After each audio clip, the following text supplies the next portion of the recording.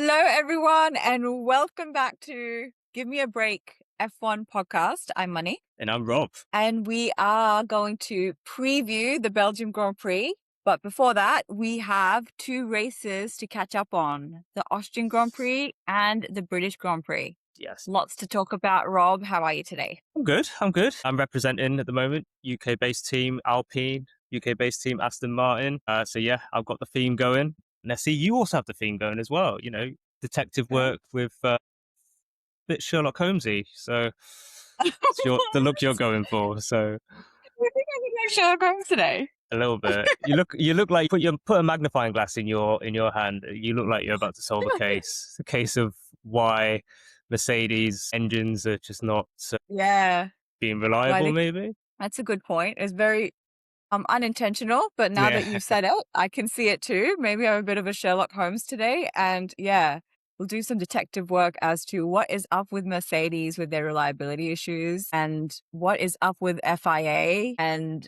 the mess that's happening there, and just in general what's going on in Formula One, and just get a magnifying glass up and do some detective work today. Are these subjects that we want to break from? We'll go into that. Yeah. Before we start our detective work, I'm excited. Are you excited? We've got something exciting. We've got something exciting that I want to get right into. I don't want to waste any time. I want to get right into. When we were filming our tennis episode with Connor, our friend, recently for our Wimbledon preview episode, whilst we were filming, Rob, you got a delivery and it was something special. And I asked you to hold on to it so that we could do the unboxing during our F1 episode. Yes. So here we go. We are doing. Is it still fully wrapped and you haven't opened it? Oh my God. So yes, Drive Crate. So I saw an ad online and I was like, you know what? They're doing an offer. It's a subscription box and they will send you F1 merchandise and there's a different theme every month. Yeah, I got this 2 weeks ago and as you can see, the serrated edge is still intact. So that means I have been true to my word and I have not opened this. So for the first time on Give Me a Break, we are going to do an unboxing. Yes. Yeah, so exciting. I love unboxings. Never done one before. So how do we do this? I'm going to try. Okay. Are we ready? I'm ready? Not because I can't find it. Right, here we go. Right. Bring it right close to the mic so we can get ASMR. Okay. Don't know what. Oh, what's in there? So the fun thing is we don't know what's in there. No, we don't. Rob just pays for a subscription. They send a box. All we know is that it's filled with F1 merch, but we don't know for which teams. We don't know for which drivers. Absolutely. So, yes, we've got... So what's in there? What's in there? We've got box. This one is basically just saying, welcome to Drive Crate. How does my subscription work? Also, we should add, we are not sponsored by Drive Crate or anything. This is purely just something I've seen online. Okay, so first thing that I can see, which is this, and you eagle-eyed viewers might be able to see what that logo might be.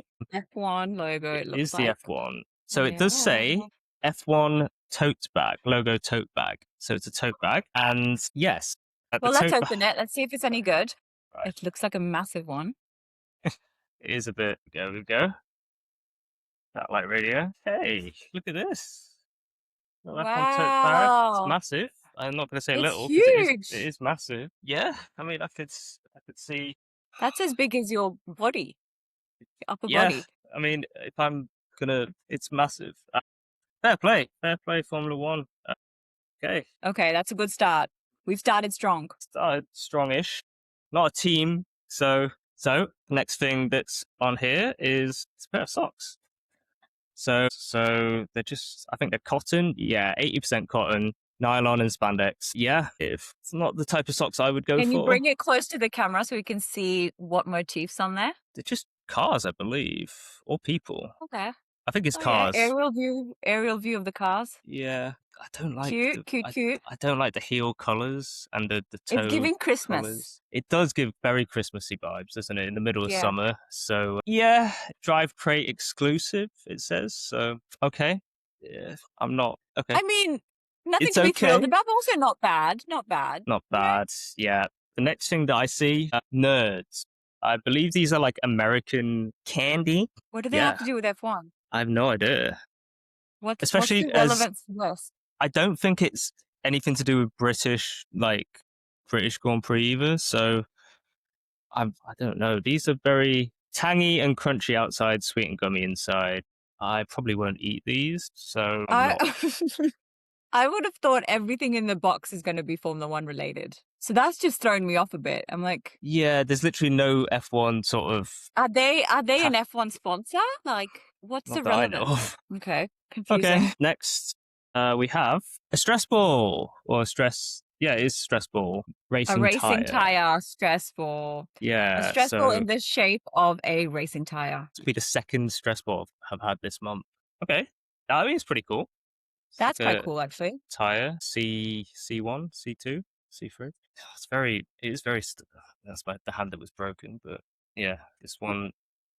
Yeah, okay. It's got good structural integrity, so yeah, Yeah. I cool. rate that.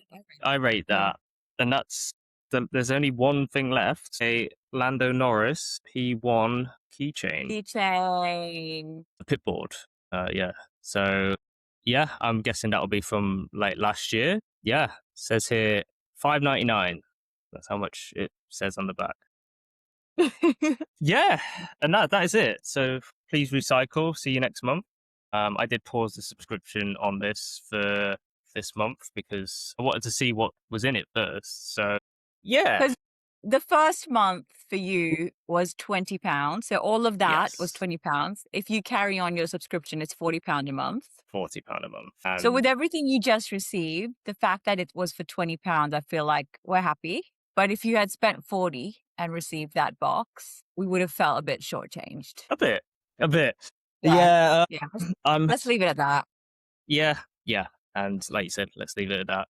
Maybe, yeah, we could. I was going to say do a competition, but one and done. Oh, who wants the nerds candy? Or the Yeah, F1 tote no bag, to be entrance. honest. We received no entrance for that competition. Or yeah, I mean, if someone wants the tote bag, we could. Hey, the tote bag's a good one. Hold it for me. Next time I see you, I'll take it Okay, off you if you don't want it. okay, yeah, I'll do that. You can have the tote bag. Okay, let's talk about our two races from the past 2 weekends. So in Austria, we had George on top. He was on pole and he won the Austrian Grand Prix. Well done for George. Max, in his element in Red Bull Ring, was also on podium, P2. And then we had Kimi Antonelli on P3. How do you feel about George's return to the podium, Rob? George's return, let's just congratulate him for finally getting some composure back into him. I feel like now he's properly set himself up for the summer, the European summer, and he's had some positive results. I'm not going to say they were great results, but they were positive. He got a race win, and I just think George can really take away a lot from these last two races and go ahead and challenge Kimi now. And Lewis, because I think Lewis is now entered into that World Drivers' Championship conversations. Yeah. So, yeah, how about yourself? Well, while we're talking about the results, let's just also mention the Silverstone results. On pole, we had Kimi Antonelli, Leclerc, and Lewis as P1, P2, P3. But then in the race results, Kimi DNF'd. No, Kimi didn't DNF. He still finished P9.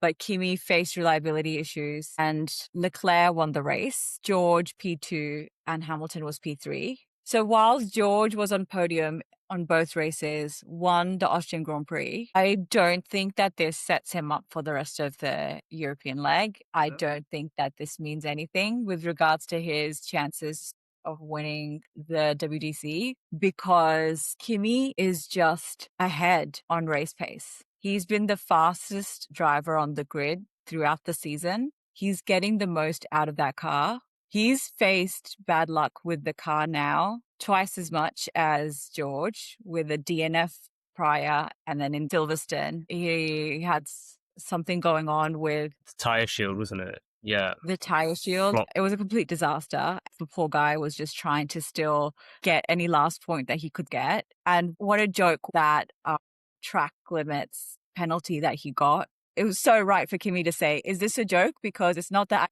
I went off track on purpose. My car was broken. More on that later. But essentially, George was just on podium in Silverstone because he got lucky. I think the more races we're having, the more George is showing that he actually isn't a contender for the WTC, despite being in the fastest car, because he just isn't getting the best out of the car. He's just not driving the car at its full potential, and he doesn't look like he's there with the mentality to win it. At the moment, he's trying to stay in the championship, so he's being more careful and conservative. Some might see that as strategically he's doing the mature thing to make sure he doesn't completely spiral and crash out. But I would see it as him being risk averse, because these are the opportunities now where he has to put his foot on the pedal and just go for it. If for nothing else, then to signal to his race partner, Kimi, that he's still the guy, but he's not doing that. Yeah, I can see where you're coming from in that regards, but at the same time, it's a long season.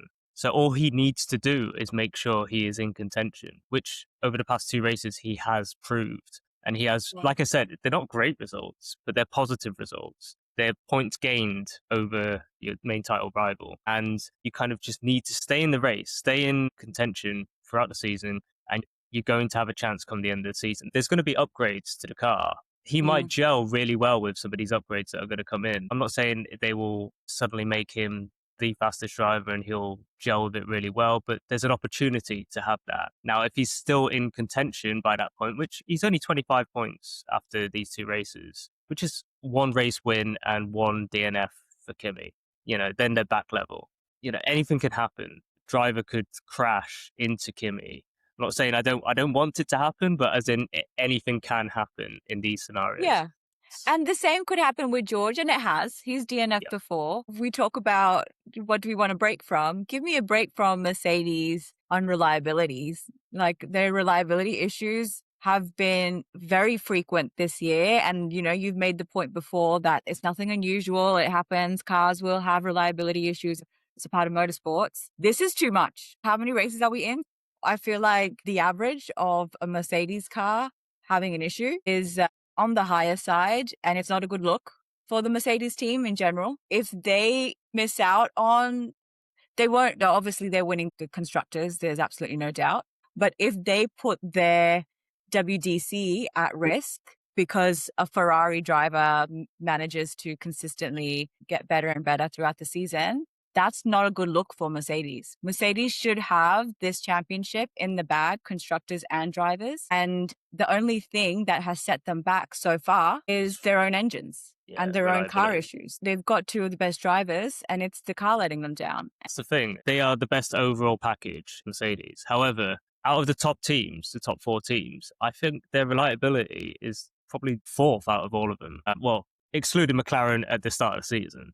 You feel like with the amount, like you said, the amount that's happened so far, it might just come into letting Ferrari and probably Lewis Hamilton sneak into that World Drivers' Championship discussion. He's already firmly in that now. There's only about 35 points between Hamilton and Kimi. So everything to play for. Mercedes, reliability issues. I think we want a break from it. We want a break from it. I think we do.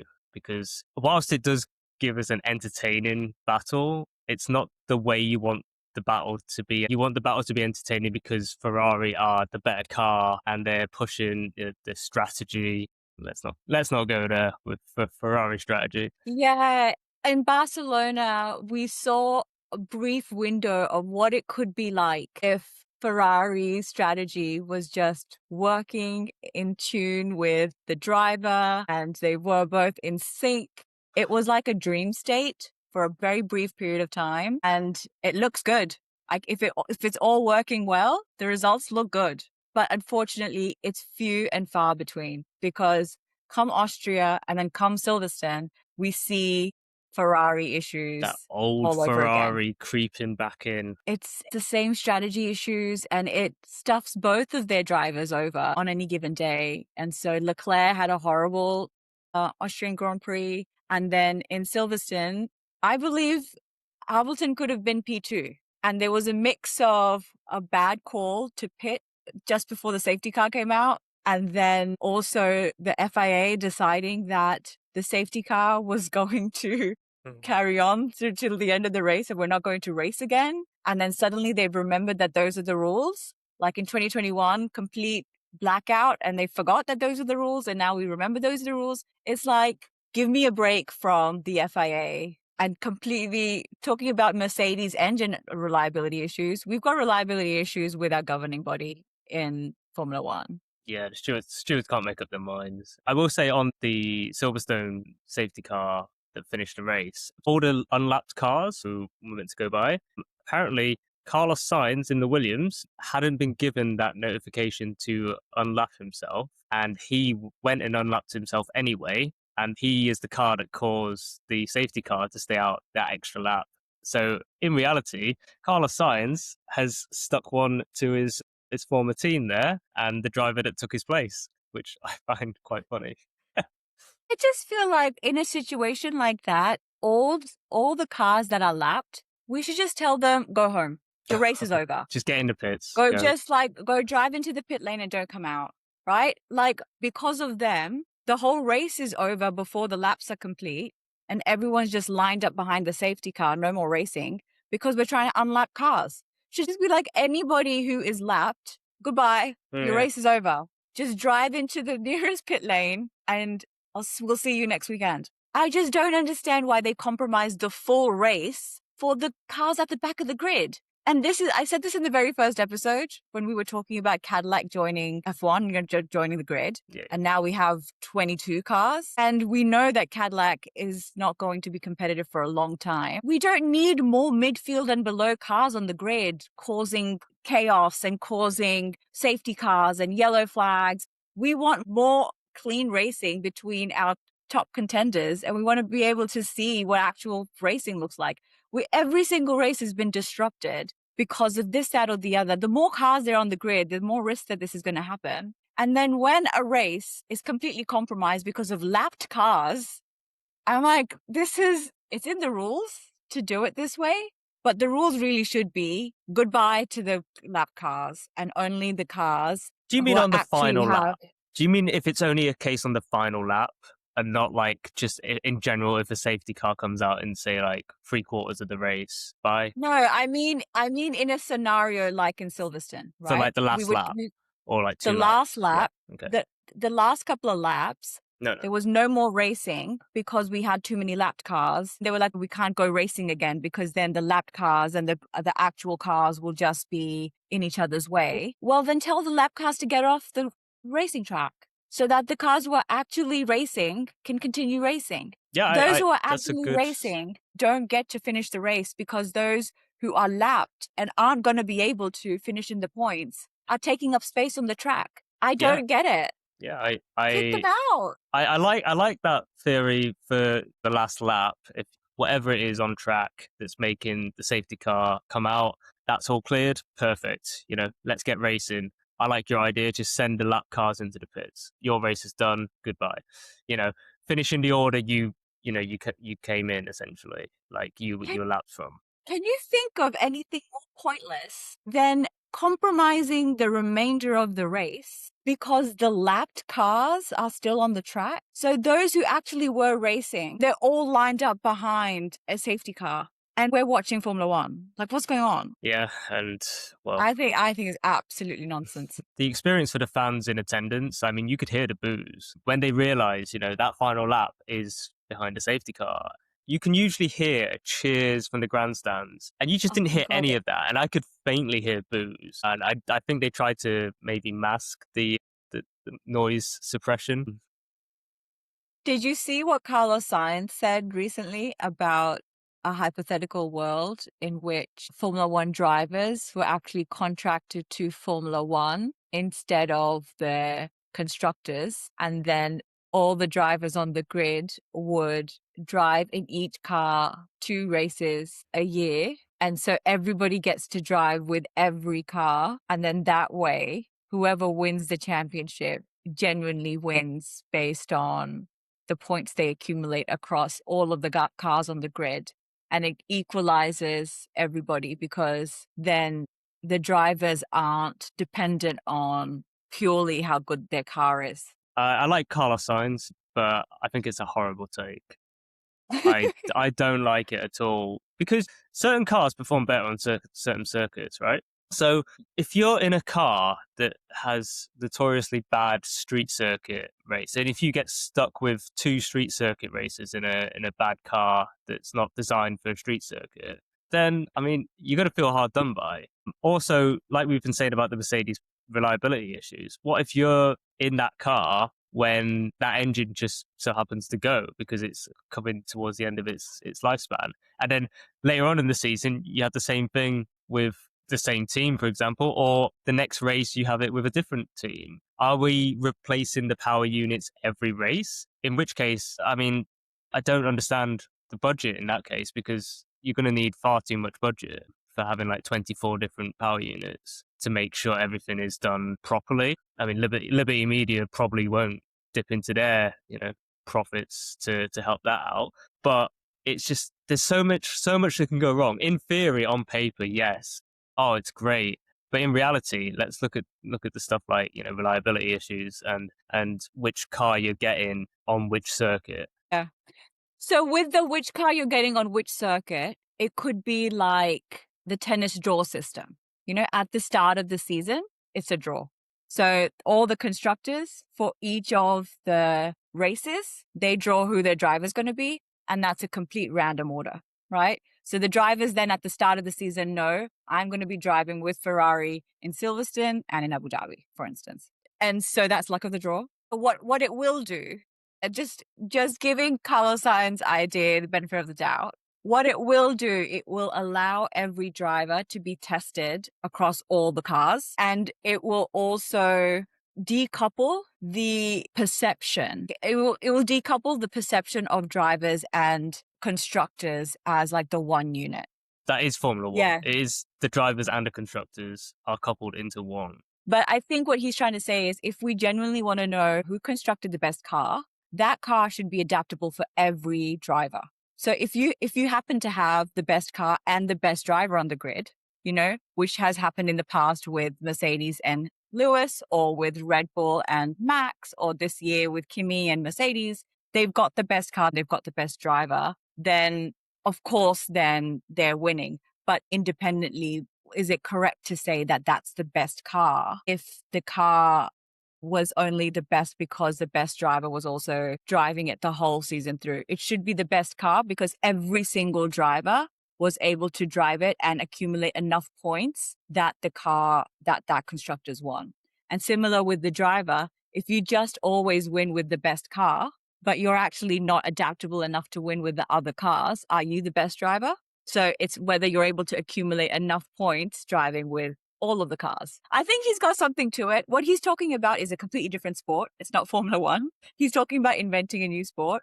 But I think there's something to it, because it really is a test of, it's a test of driving for the driver and adaptability and flexibility. And it's a test of creating a car that is genuinely fast and not just fast because it is suitable to a specific driver, which can be said about Red Bull. Yeah, as I said, on paper, really good. But if you take the reality of it, it's dead in the water to begin with. So yeah. Did you see what happened before the race, Money, in Silverstone? So basically, a lot. Oh, are you talking about the Lego race? The Lego race! All the same cars, right? And for some reason, Mohammed Ben Sulayem was also in a car, which was really odd. He's just a bit of an attention whore at this point. Yeah, just let the drivers do it. No one wants to see you. Like, everyone wants to see the drivers, right? Yes. So, did you see the excitement that happened in the Lego race? I actually missed the Lego race. I didn't see it. So okay. Tell me everything. So there was a bunch of cars. They were basically like little go-karts, and they were just made of Lego. They had the design of the team and the numbers of the drivers, everything like that. Really fun. A bunch of drivers thought they could cheat and go across the gravel, and then they all got beached. So, big L's for them. And then they all just kind of came out and started pushing their car out of the gravel. George was like at the very edge of the gravel. I swear he could have just like put his foot on the accelerator and just gone out, but he was like beached. I think he didn't take it seriously. That's more for him, because that was a very prestigious race. Everyone in the same machinery. A race is a race. Race is a race. Everyone in the same machinery. So who won? Who won? Who won? It's my guy. He's finally won a race. Fernando won. Fernando won a race in 2026. Oh my God, just proves why he is the GOAT. That's hilarious. Was he taking it seriously the whole way through? I think he saw his opportunity to win a race, in all honesty. Like, to be in an Aston Martin car all season that is about as fast as that Lego car, he must have felt, this is my time to shine. And shine he did. He literally held off with his arm races at the end at the finish line. But yeah, he managed to take home the win. So very, very proud of Fernando. Round of applause for Alonso. It was, yes. Two-time world champion. Free time if we include the World Lego Drivers Championship. Let's add that on. He's a 3-time world champion now. Unbelievable. Well, did you see Max was saying, like, we're not clowns. Why do they make us do this stuff? Yeah. At least the drivers had fun. Max can be a bit self-serious sometimes. Well, he's not enjoying this season, and then when he has to do silly things like this, it just pisses him off more. Because he can be a fun dude, and he is just a nice guy. Yeah. He's a nice, personable guy. It's just he's just not in the mood this season. And so when they made him do the Lego race this year, he's like, are we clowns? Why are they making us do this? Yeah, from the camera angles that I saw, he was smiling and whatnot. I don't know whether or not he fully enjoyed it. But yeah, I get it. I get where Max is coming from in terms of he doesn't like all this extra stuff and he just wants to race. We've touched on this before, just his general sentiment around this season, the regulations. He got P2 in Austria. I really don't think he would be satisfied with a result like that. He was happy, but he's not going to be satisfied with a P2. He was really competitive in Silverstone. Then towards the back end of the race, goes off on the gravel. And then we heard him say, I just want to go home and not think about Formula One. It's not looking good from a Max Verstappen mindset point of view. And then we were also hearing rumors that apparently, I don't know if this is true, I don't know if this is just something that the internet has created, that maybe there was an offer from Mercedes and it wasn't good enough. And so Max didn't consider it. And then McLaren are coming out openly in the media and saying, look, we're happy with our drivers. Unless one of the drivers slips on a banana peel, nothing's going to change because these guys are locked in with us. And Ferrari just signed this forever deal with Leclerc and things are working out with Hamilton, and the Hamilton partnership is going to carry on, from what we can see for a while. So there's really nowhere for Max to go. It kind of feels like the subtle, low-key threats that Max was giving at the start of the season around, I'm not going to stick around for this, almost saying I'm going to quit if something doesn't change. Things really haven't changed that much. Max is kind of realizing that no one's bigger than the sport itself and the rules aren't going to bend for him. And there's really nowhere else for him to go because A, he's an expensive driver, but B, everyone knows what he's like. He's a number one driver in a team and the other driver basically has to be a second driver that helps him win the championship. Yeah. He's always operated in that mode in Red Bull, and the whole organization operates around the one objective, which is to get Max to WTC, right? And so whilst we would think that any team would jump at the opportunity to have Max, we're realizing every team is like, hold on, yes, Max is a generational talent and he's one of the greatest drivers of all time, but do we want him? Is he actually just too much to handle? Like, do we have room for him in our organization, considering how much we would have to shift around him and accommodate him and how expensive he is? And what about our other driver? What about our teams? And the car needs to be to his liking. And he comes with a lot of baggage. He's a diva, in that sense. Yeah. So now I think Max is realizing his threats have kind of come and gone and haven't really landed on anyone's ears from an FIA perspective, but also the other teams haven't really just jumped to offer him a spot. So, yeah, I think McLaren are probably the most likely destination for Max because I don't see Oscar Piastri's seat as being secure at all. I feel like if the opportunity came and they had the chance to sign Max and have Max and Lando, I think they'd do that. Yeah, Max could like leave for a few seasons and just do other races that he's been involved in, for a full season. He seems like the type of driver that I think would want to do that as well. Like Fernando did it a couple of times where he took a break and did the Indy 500, he did Le Mans 24 hours. Max could maybe even go for like the Triple Crown of motorsport.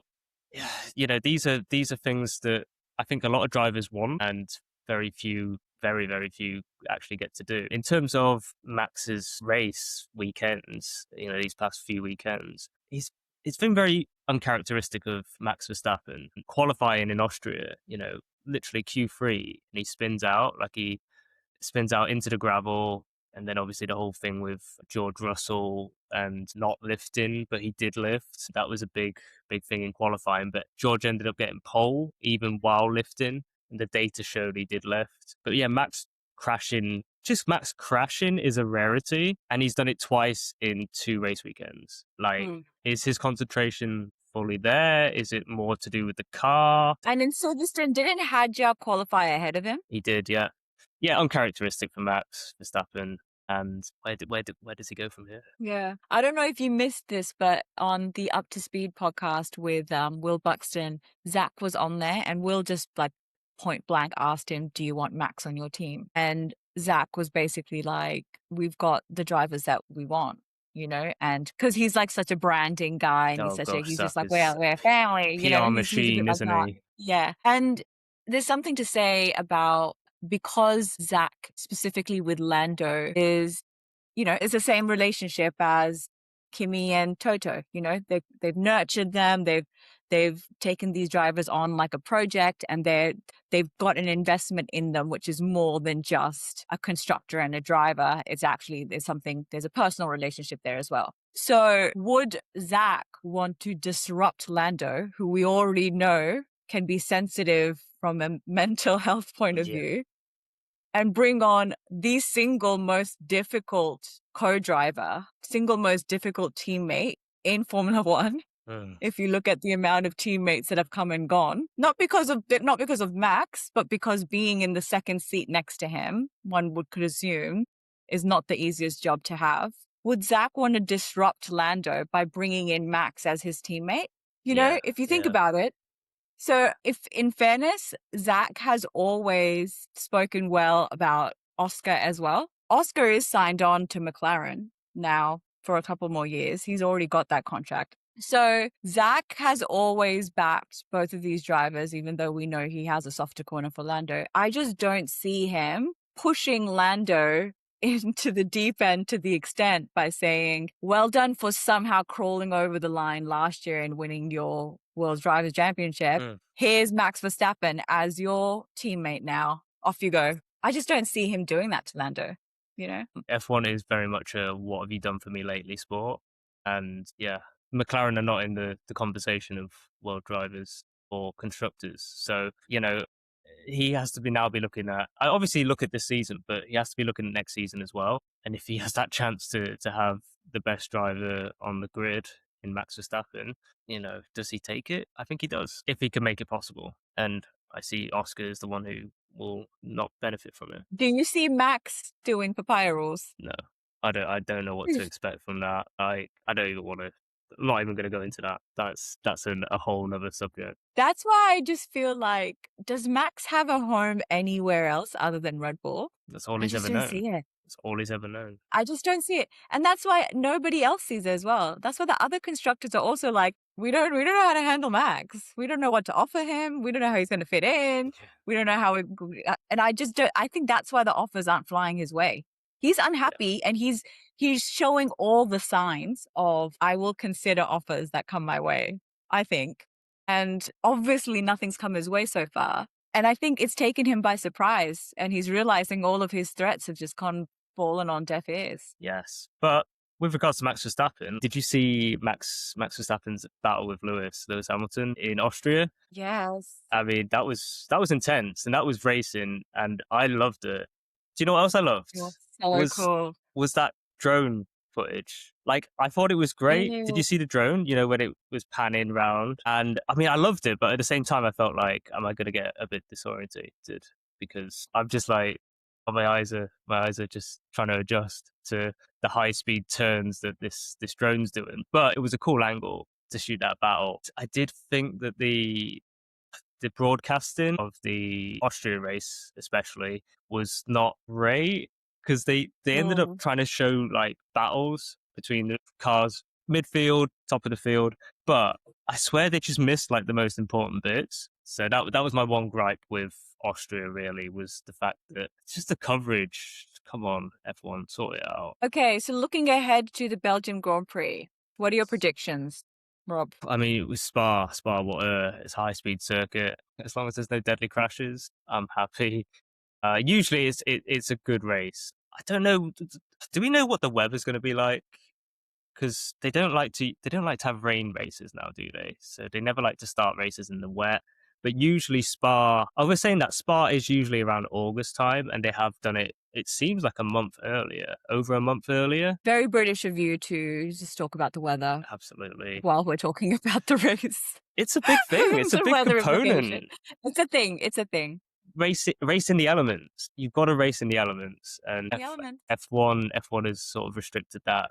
We've got to get those wet tires out. Yeah, because they're just got to take them out for a spin every now and then. Well, they're collecting dust at the moment.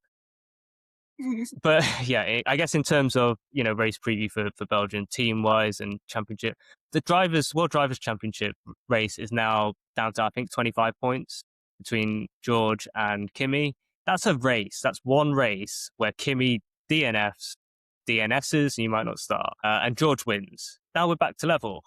Why is Kimi DNFing in this hypothetical scenario? Just to bring the race back. It could be George, and he can go way back. Just to bring it back to competitive. The race should be brought back on merit. Because at this point, of course, Kimi's car has been more unreliable than George at this point. So Kimi is the fastest guy on the grid. If George wants to be in this championship, he needs to start driving faster. Yeah. And that's the way he needs to gain points. Not by hoping that Kimi DNSs and DNFs. Yeah, it's purely just to sort of highlight the fact that, it is very close now. Not on board with that. It's close now in terms of points. Where was Kimi? How far was Kimi ahead of George prior to these past two races? It was looking like he was. At one point, it was like 45. Yeah, 45, 50. That's like over two races. Now, if something happens, it's right back into it. I'm not advocating for it. I'm just saying that is how. Well, you said it more than once today. That means that's where your heart's at. But we want George to climb back into the championship, if he must, through merit, by genuinely beating Kimi on the track. Not because Kimi's car gave out. So that's not what we want. And that'll happen. That could happen throughout the season. We're not even midway yet, are we? So I want to see the rest of the European leg with no more Mercedes unreliabilities. Good luck. Don't think it's happening. Okay, so before we wrap up, should we have a quick look at our trophies from Austria and the British Grand Prix and see what we think? Oh gosh, okay. So the Austrian Grand Prix is an outline of the track once again, and we love. Yes, I do like this one. I think before, the base of the last, was it the Barcelona one or the Monaco one, was a bit off that I didn't like about it. But this one, it just seems very uniform in colour. It looks like you might have a hard time balancing in it, because I think the base looks like it's sort of curved. Anytime I see, for the rest of the season, anytime I see a trophy that's based on the circuit, I want it. It's absolutely worth it for me. Okay, so British Grand Prix, Silverstone. The trophy that Leclerc is holding up on the podium at P1, because he won that race, is a beautiful golden classic British trophy, very reminiscent of the Wimbledon's men's trophy. It's just a classic looking, gorgeous, beautiful trophy anybody would be delighted to receive. Very prestigious. But this is likely something that stays very much within the Museum of Silverstone and doesn't leave a very designated kind of 1 kilometer radius. They give the drivers these trophies to take home. That trophy is quite unfortunate looking. And it really brings into question what they were thinking when designing this trophy. I'm looking at it now and I feel like it should be blurred out. What is this? Why is it so sus? I could tell you what it looks like, but I better not. Yeah, do we put it on? Yeah, we'll put it on. Yeah, if How you're do watching they on one hand have like a very classic, beautiful, traditional trophy, and on the other hand, they have this absolute bit of a monstrosity, really, isn't it? comedy of a trophy. Yeah. You know, that's something that you would see in an anatomy class. Yes. I mean, I could kind of see what they're doing with the color design. There is blue in that, surprisingly, at the base, down the side. Which doesn't make it better whatsoever. I mean, it doesn't, but I could see the color scheme when I noticed the blue. But if you're just kind of glancing at this trophy, like especially if you had this trophy in your house and someone just glanced at it, it would be a talking point for sure. Yeah. Enough said. Enough said on that one. Not worth it. Not worth it. Not worth it. That trophy is not worth it. It shall be returned from where it came from. You could better get your detective hat going and get that magnifying glass out and find out who designed that, because that's awful. That is awful.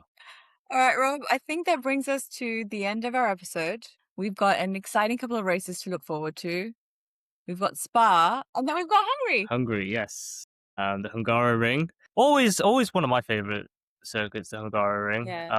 And its ability to deliver brand new first-time winners. But will we see that this time? Maybe. I don't think so. I think the midfield pack are not going to. We're not going to see an Esteban Ocon winning that race again. So yeah, I don't see it. But it'll be exciting. We've got Netherlands as well, which kind of takes us into the summer break. And yeah, so we'll be back again when those 3 races have happened. So in our next episode, we'll be reviewing all 3 races and talk about where we're at in the season as we enter the summer break.